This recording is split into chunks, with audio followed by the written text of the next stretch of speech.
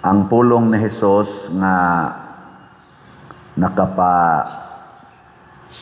tingala o nakapaintriga sa mga Hudiyo, nakapalibog pagid nila, kanig yung pag-ingon niya nga ako mao ang pan, nya kan-an ninyo ang akong unod, imna ninyo ang akong dugo, kay kung dili ni ninyo buhaton, di gyud mo makabaton og kinabuhing dayon. Lingay mong tupad na mukaon ka sa unod, mo inom ka sa dugo.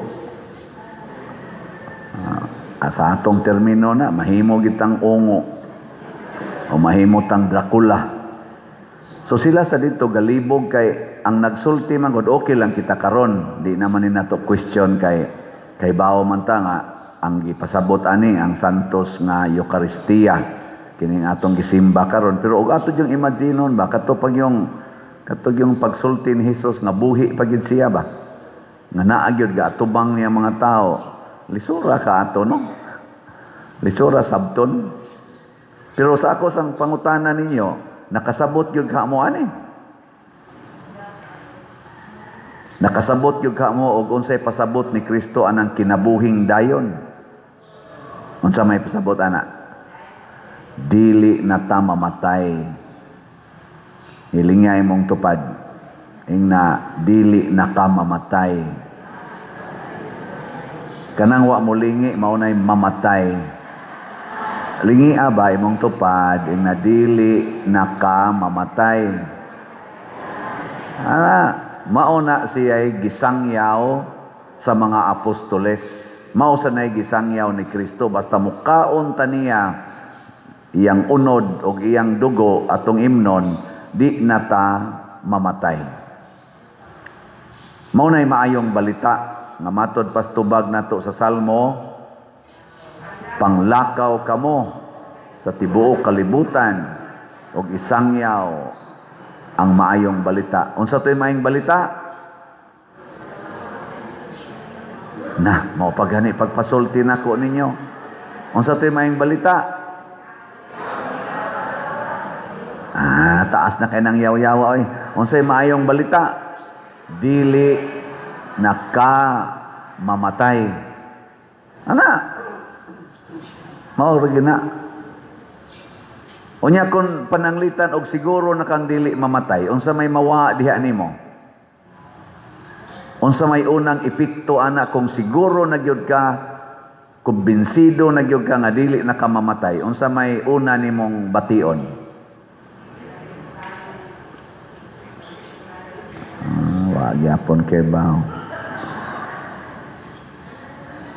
Ang una gyud natong bation, mawa ang atong kabalaka. Mawa ang atong mga kahadlok. Kay ang kadaghanan natong kahadlok karon kana amang yung kamatayon. Nya related sa kamatayon kanang daoton ta, kontrahan ta, masakit ta, budhian ta, hadlok makita ana.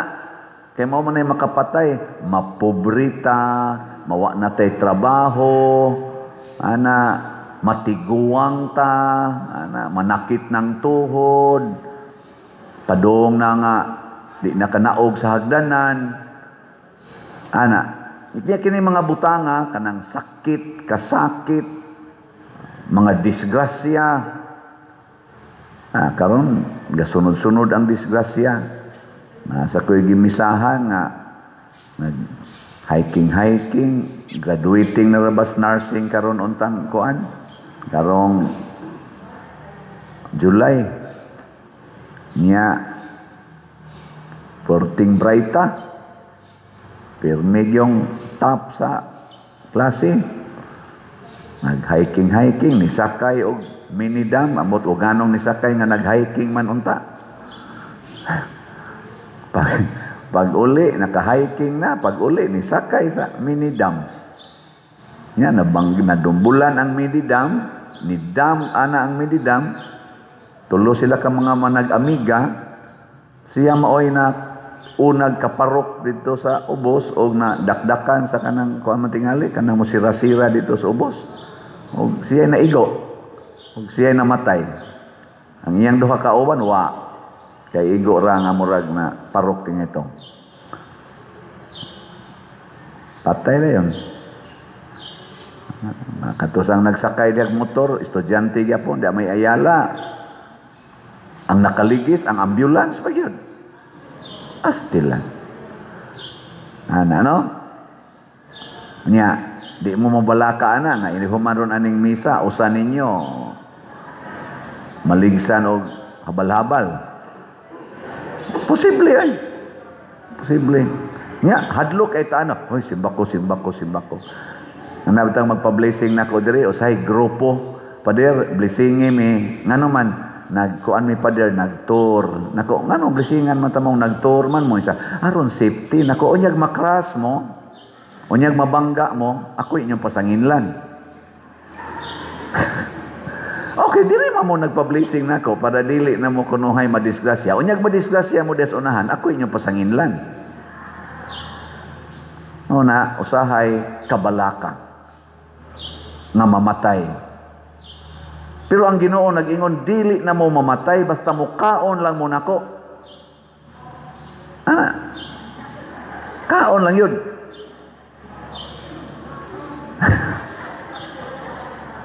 Pamahaw, paniodto, panihapon, kaon yun.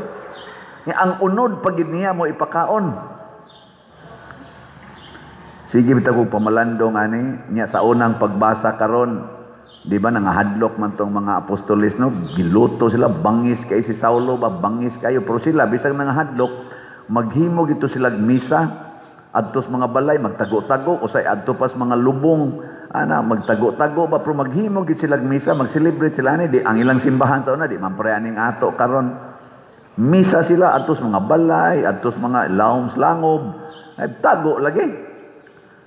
Mo bitanang dunay mo ingon ako diri pader, kaning among kapilya private man ni, magpista man ni, misahan nimo kay sa una pader di man ni misahan. Nako misahan.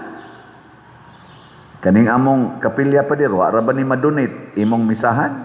Nako misahan. Basta na alam mo memorandum of agreement or usufruct baka public man kani. Misahan na to. Nganom day wa madonate kadto ding ilang gimisahan sa unang mga balay, gidonate di ito. Kadto ding mga langob nga ilang gimisahan, gidonate di ito. Mao na lang ginay makababag sa atong pagmisa, kanang donisyon. Grabe hasad no? Kadto ding mga misyonero, pag-abot ato dinhi, katong unang misa dias Limasawa, gidonate di ito, una sila ni misa. Ang misa, mao ang atong pagkaon sa lawas ug dugo ni Kristo. Kung asa man nato ma-celebrate in a proper way, ayaw na ng mga donisyon. Bitang mahibuong kung anong naaman ng donisyon, nga isog mong kita ng donisyon, nga naaman ganit ay mga chapels karon gi-assignan paganig pari, wa man na madonate. Magmisa man gani sa mga malls, ana pagani magmisa anang ilang mga theater, wa man gani madonate. Nya Domingo pag yun. Nya kapilya na hinoon, ato pag yung lisod-lisoron nga munas ginhawa gani ang tukod og kapilya. Mao na siya ang importante, naabay mo tambong sa misa. Mao na importante. Kaya anha magita diha makakolekta. Maurasad kolekta sa diya po yung nahon-naon, patay ta diya. Di gyapon na mao. Ang importante, tinuod ba kang nikaon sa unod og dugo ni Kristo? No na. O kung saan man pagkaon sa unod og dugo ni Kristo.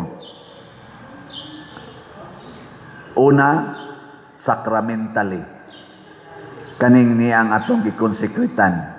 Kanang ihungit ninyo na consecrated host, mao na ang dugo og unod ni Kristo sacramentally. Unsa man ang sacrament? The concrete, the visible image of invisible God. Saan mo nakasabot? Sige, wala na mo diyan. Ang makita nga timaan sa dili makita nga Dios. Mo na una, sakrament. Pero doon na say gitawag og mystical body of Christ. O kinsa man ang mystical body of Christ, mao ang simbahan. O kinsa man ang simbahan, ang katawhan. Ngunang kan-asad ng imong tupad. Kay mao man na ang lawas nga mistiko ni Kristo. Dunay lawas nga sacramental body of Christ, naa say mystical body of Christ. Kan-an ang duha. Ang sacramental body of Christ kaning gikonsegrahan. Ang mystical body of Christ kanang imong tupad.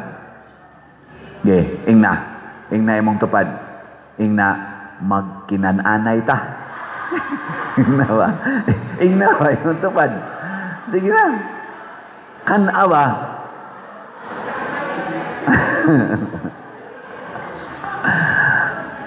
Unsaon man pagkaon sa sacramental body of Christ, apil ra may pag-ingon ana, baba, kamot, magluhod, magbarog, okay ra.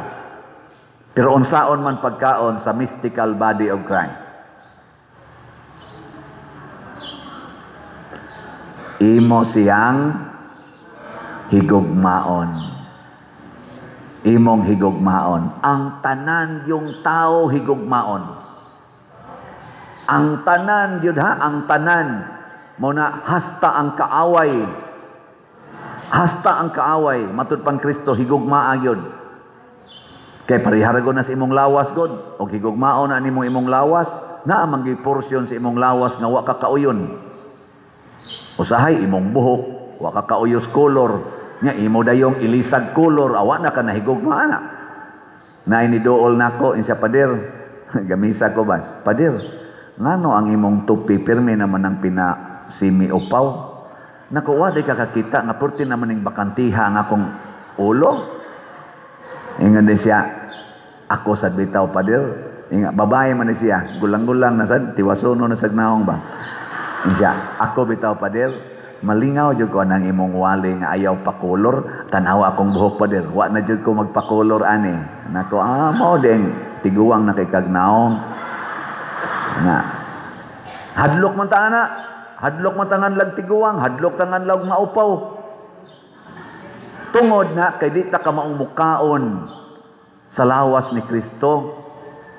Higugmaan ang tanang tao aron dili nakamahadlok nila. Unsa may makahadlokan nang ilang ang comments. Kana mga comment anang imong tupad ba? Hololo unsay ikasulti nila. Holo unsay ikasulti nila. Pero kamao kang higugma nila, musaway sila nimo, you love them. Mudahig sila nimo, you love them. Ila kang tikasan, you still love them. Ila kang bunogon, you love them. Ila kang pasakitan, nothing gonna change my love for you. Mupalit sila raffle ticket, you love them. Di sa sila mupalit, you still love them. Way ayo. Mao na, muhunong na gani kag higugma ng imong tupad o kanang imong mga silingan, the mystical body of Christ, anha jud ka ma-stress. Timan ina ha? Muhunong gani kag higugma tungod lang kay wa ka kauyo nila, ma-stress ka. Suway lang Imo nang gipakuluran imong buhok, ma-stress ka sa imong pagpakolor sa buhok. Imong gikiskisan imong kilay, makapastress na nimo ang pagbadlis anang imong kilay. Labin na jud nagdali ka, di man na magkaangay na nimo badlis. Onya naay makamatikod isa mura laging nabaga-baga ang pikas. Ang pikas ay maratol ka ma-stress gyud ka. Kanang imong naong imo nang kolor-koloran, bisan kay kana imong ngabil imo nang kolor-koloran, nya wa kay may pagkakolor o ighuman nimong kaon, nya naay kay bisita, magkabuang usa kag dagan, maparok na lang ka dito sa CR. Ngano man kay imo usang koloran kay basin unya unsa ikasulti, ma-stress ka. Kay imo namang wagtang ang imong paghigugma ni anang porsyon sa imong lawas. Parihar sa lawas nga mistiko. Kung naa kay silingan nga di nimo higugmaon, ikasugat ninyo ma-stress ka. Labi na gyud magsigi sila pangatawa. Kanang inigagi nimo ba unya mga tawa sila, ma-stress ka sa ilang kalipay. Magsige sila video okay, may kaimpat yun. Kay wa man ka mahigugma nila. Mao na ang paghigugma di ay sa atong isig katao, mao di ay makapahimo natong buhi kanunay. Buhi. Kinsa man ron ang nahigugma sa tanang mga Filipinos, mga Marcos Group, Duterte's Group, Pinklawans Group. Tanawa ang mga mamili lagkin sa higugmaon, tanawa ilang mga naong na nagdaot na. Daghan kay silang kwarta, pero nanguyos ilang naong. Nya ratol kay sila. Tanawa ang nagsigig higugma, bisa gisigihag daot, tanawa. Guwapa lang yapon sila tanawon, guwapo lang yapon tanawon, blooming lang yapon tanawon, di ba? Sige, lingay mong tupad. Ingna guwapa ko. Ingna guwapo ko. Ana ako no. Kay kanang naong sa tao nga kanabitang wa kay stress, nindot yung katanawon imong naong. Bikin sa marong mga naong diha sa ato mga politisyan nga nindot tanawon. Kana bang murag wa ma-stress ba? Marcos Group, Duterte's Group, Pinklawans Group. Wala siya.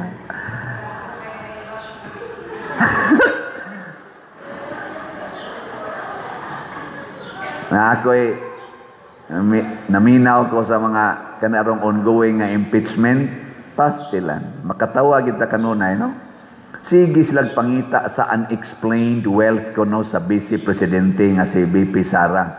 Ila yung gipangita, ilang supinahan ang ombudsman, aron i-release ang salin, o nya ilasan di supinahan ang mga bangko, ang kaning amlak, ilang gipang supinahan para musulti karon kuno NBI na sad kuno kay para ma-explain, makit-an gyud kuno ng unexplained wealth sa Vice Presidente nga sud sa mga 18 or 20 ka tuig nilubo kuno ngadto sa billions base sa amlak o unsa to nya wa kuno ma-declare og klaro sa salin unexplained wealth.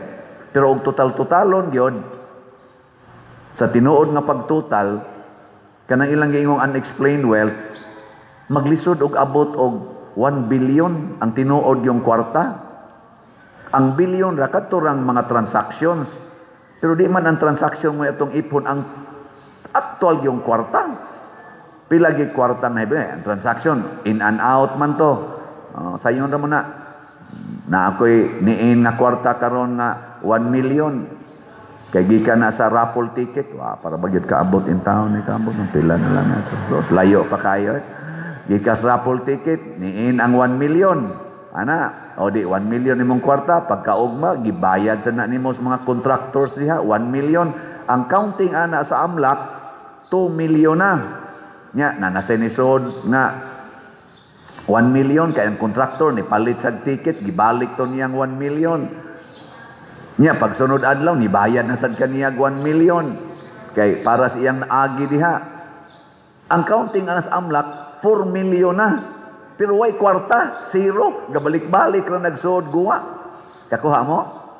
Kana mo na ilang giihap nga niabot kuno 3.8 billion ang kwarta nga naa sa account kuno nya plus sa iyang bana 6 kapin billion. Pero ang transaction pero og ipon yung kwarta galisod og 1 million Pero wa pa gani kasiguruan. Pero ilan ang gipangita kay unexplained wealth. Okay man.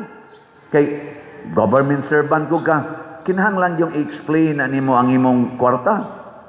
Pero nga nung wa man nila gi-explain hain na tong 1.3 trillion nga scam sa flood control. Nga nung man sila anak karon magsigig yung pangita. Kadtong mga malitang kwarta nga almost 1 billion ang gihisgutan sa mga Marines, katong 18 Marines. Nga nung wa may nangita. Hain naman tong mga Maharlika funds. Hain man tong halin sa atong gold nga 29 tons nga gold nga pila sa 2 billion. Kadtong gikuha sa PDIC, gikuha sa Land Bank, gikuha sa patong nga billion man sad to. Apil na tong gikuha sa PhilHealth. Nga nung wa man nagi-explain karon. Ngano nga may nangita na unexplained pa man ahangtod karon. Ni cost nag trillions. Nya mangita ka ning gamay kayo, katawanan ba? Ngano man kay ang pagpangita sa kamatuoran dili binasi sa gugma para sa mystical body of Christ. Dili binasi ba sa gugma sa katawhang Pilipinhon. Naigipadayag nga statement si kanhi speaker Martin Romualdez. Iyang giingnan nga wa ko'y labot anang mga kuan diha, anomaliyas kwarta. Wa ko mo apil-apil anang baykam diha. Speaker ako. Tuo mo. At kamoy gasultihan na. Ana man niyang statement, public statement. Unsa may nakapaigking niya, daot ra bang iyang naong karon? Ngano unsa may nakapaigking niyang naghimo siya public karon statement? Kay na siya kaso sa ombudsman, gikasuhan siya sa ombudsman og dili na siya pwede mo travel. Guol kay siya ana. Ana ha? Mao nang ingon siya dili ko maoy hinungdan ana. Kamo nga taong bayan. Una, pirmi yung taong bayan, the mystical body of Christ. Nya mao sa nagigamit nila sa atong Committee on Justice sa Congress. Ang taong bayan ay nangangailangan ng katinawan. Mo ba na katinawan ba na sa Tagalog? Ano sa nang katinawan sa Tagalog? Oh, kalinawan. Nanginhanglan ko nga ma-explain gid na kay kinahanglan na sa taong bayan, naghihintay ang taong bayan. Ano magsigang explain anang salin ni padayag sa statement ang atong Vice Presidente na asad siya pahibalo nga ang akong salin naadihatan na nako gibutang to the last centavo nga akong income. Adto ko mutubag ninyo sa proper forum. Pero ang tinuod nga problema karon nga atong pangitaon mao kadtong mga problema sa flood control, problema sa graft and corruption, problema niini karong nangawa nga mga kwarta, kini karong atong mga kagutom, kini karong pagtaas sa mga presyo, labi na ning gasolina nga nagpatuyang lagsaka ang presyo nya way klaro og diin gibase. Sige lag hearing sa Senate. Si Senador Marcolita, siging explain. Ang kanisan ato mga leader sa Department of Energy, siging lihay. Magkatawa kita ba? Ingos Marcolita, nira ang dita.